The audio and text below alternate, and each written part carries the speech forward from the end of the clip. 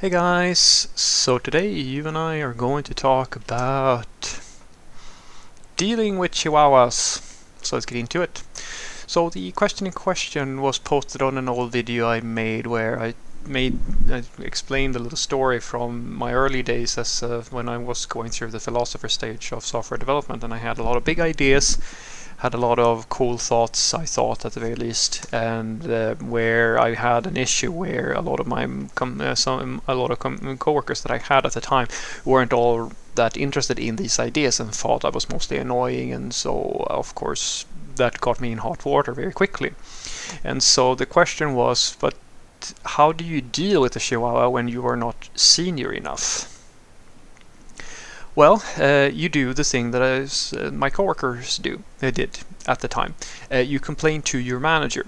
You don't have to tell the specific, like the little dog or like the Chihuahua who has all these big ideas, anything really, because the manager is at the end of the day the person who's in charge, which means that if you have a bunch of coworkers who are complaining about a person, then that person is going to be shut down very quickly by the manager. Some people who have a philosopher mindset, they don't deal with this all that well, so they usually quit, which is the norm if you have real skill, which is sort of the balancer in all of this. If you're because the reality is that it's all about perception. If you are truly talented and you're really, really good at what you do, you can be in a company where they don't like you, or they have other preferences, etc., etc. And I see this happen all the time. You see someone who comes in and has the perception of, yeah, I'm here to sort of fix things, I'm going to do things my way. And if they get traction, they stay. If they don't get traction, they quit and go somewhere else and sort of repeat that process. It's very common. And a favorite of mine is as well, they go in, they're not actually all that good, but they have enough seniority or authority, or basically management, it doesn't really understand how to tell a good software developer from a bad one. Architects do this all the time. You heard it here first, but it probably more than 100 times it has been said across the industry. Architects go in, fuck up an entire system, and then they go to the next company before the receipts come back in. That's the what I call the professional loser strategy, and it's the same thing for like people who run like higher end roles within management and things like that. Because the way that you deal with these sorts of situations is usually more subtle than what many of you might have done if you had a family member who was misbehaving or something like that. You might have an honest conversation with people, and you think that is the way to deal with things. In IT, usually it doesn't work that way. Usually the way it works is that you simply complain to the manager, and then whoever's getting the complaints will get, quote unquote, a feedback meeting or tap on their shoulders. That's what's going to happen. And so it's actually very simple. At the end of the day, you just don't engage with the person in like whatever they're like trying to do. You just see what happens. The thing that is good to know here, though, is that it's very dangerous today. You're in an extremely hostile, I would say, overall hostile environment, as anyone who has any thoughts or ideas on things today, I would say. But you are also in potentially an individual who, like, complaining is also a risk. I'll usually say to managers who are, I think they are very silly.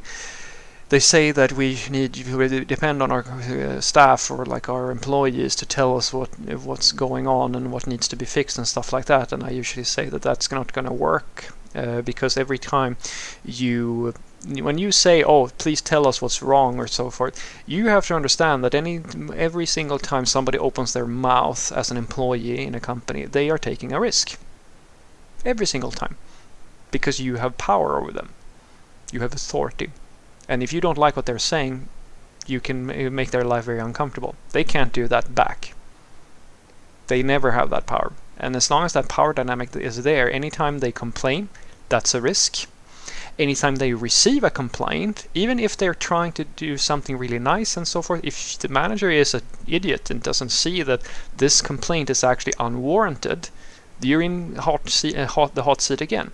And even if the manager did see that this is actually a little bit of a bullshit thing, classic one is you've heard about, people getting cancelled and so forth, and institutions and so forth not backing up their staff or anything like that, even in the clearer cases, because they're too afraid. Like, a manager is too afraid, or the organization is too afraid to take the backlash from the public or whoever is doing the complaining or so forth. They don't want to themselves be sacrificed on the altar of whatever they're fighting against, so they will allow the complainers to sort of win and so forth, which gives them more traction and so forth. So you can be thrown to the wolves just to save, for the manager to save themselves.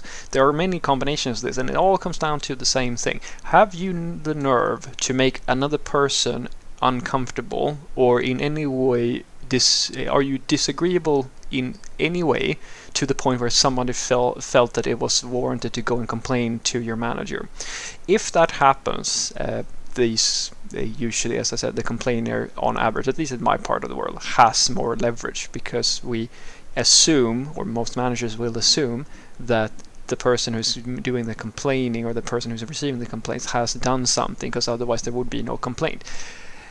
But as I said, at the same time, they have no way of evaluating, in many cases, whether or not that is the case or not, because it comes down to how deep their understanding is of software development, it comes down to their social skills, and it comes down to how well they know the people who are involved.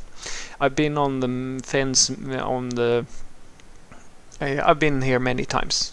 It's actually I've been on both sides of this many times. I've been the person who had the ideas, got complaints, got shut down, or got a lot of not so nice feedback, let's call it that. I've been the person who did the complaining, and then I was perceived as a naysayer or a negative person who just shuts people down all the time. I've been the person who has been said the same thing in another company, said no, we should probably not do this, we should be doing that instead. Had the complaint and won because the manager realized that I actually was in the right. So it's really hard for you to say how things are going to go. So that's why you just go to your manager, and either they will do nothing, and you should observe what happens now, because this is the problem. If they do nothing, well, you don't really have much more to do now, because you've done the complaining. That's all you can really do. But at the same time, they're very unlikely to just do this massive change, or you might not see a very quick turnaround on this person, because as I said, usually once is nothing. You have to have a little bit of a history of receiving complaints before people get really annoyed with you. And this is the dangerous road now. If you feel they don't really listen to you when you complain, or they might even get annoyed with you for complaining, now it's the wind isn't in your favor. It means that you should just you have to shut your mouth, or just quit, basically, or the Chihuahua will quit. Sooner or later they're going to have enough complaints that things are not going to go their way. The more people you can muster that complain together, the better, because if there's more than one person saying something, that is a bigger deal for your manager than if it's just you who is doing the complaining.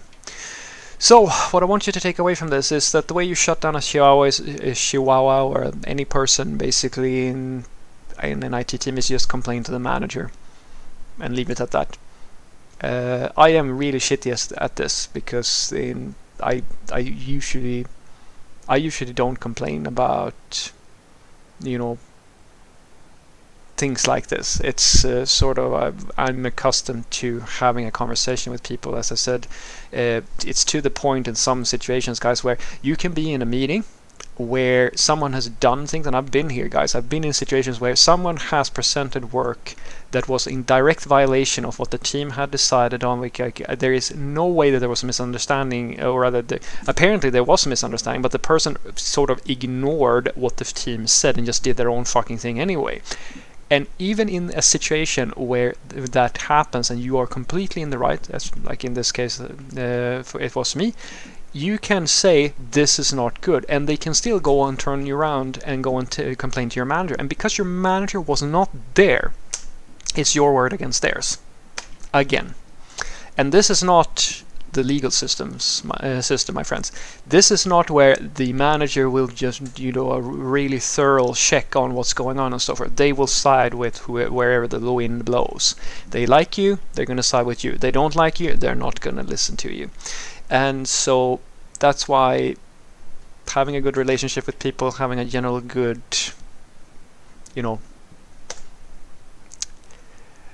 a general good vibe around you and having people that like you is a very important factor if you want to shut people like this up, because they are not going to listen to you. Usually the people who are really religious about their ideals or ideas, they don't usually take criticism all that well, but they will have to respect a person of authority usually. And so if you are not that person, then going to your manager is the best bet for you. But as I said, be careful, because complaining is a risk and sticking your neck out is a risk. Always.